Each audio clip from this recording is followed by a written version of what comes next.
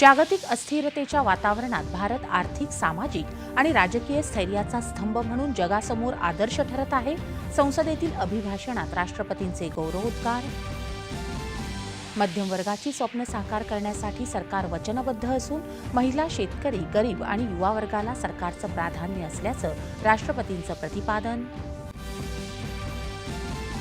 राष्ट्रपतींच्या अभिभाषणानंतर काँग्रेस नेत्यांची प्रतिक्रिया दुर्दैवी आणि अनावश्यक असल्याची प्रतिक्रिया राष्ट्रपती भवनाकडून व्यक्त.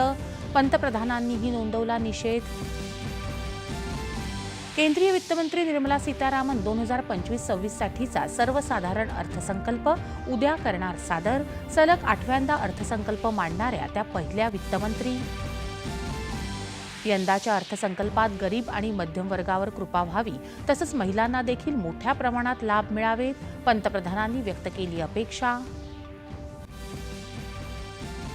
देशाचा वास्तविक विकास दर 6.4% राहण्याचा अंदाज आर्थिक सर्वेक्षणात व्यक्त. कृषी आणि सेवा क्षेत्राच्या स्थिर प्रगतीचा सर्वेक्षणात विशेष उल्लेख. मविया सरकारच्या काळात देवेंद्र फडणवीस, एकनाथ शिंदे आणि महायुतीच्या इतर नेत्यांना गुन्ह्यात अडकवण्याच्या आरोपाची चौकशी करण्यासाठी सरकारकडून SIT स्थापन. पुढच्या 5 वर्षात एकतरी विश्व मराठी संमेलन परदेशात घेऊ.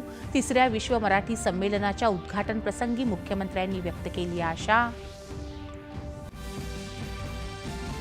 राज्य सरकारचा पहिला साहित्यभूषण पुरस्कार मधु मंगेश कर्णिक यांना मुख्यमंत्र्यांच्या हस्ते प्रदान.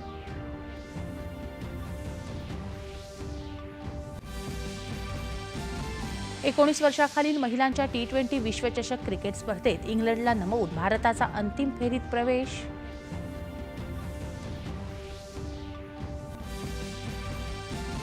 आणि 38व्या राष्ट्रीय क्रीडा स्पर्धेत 7 सुवर्ण, 16 रौप्य आणि 9 कांस्य अशा एकूण 32 पदकांसह महाराष्ट्र पदक तालिकेत 4थ्या स्थानी. नमस्कार. 9:30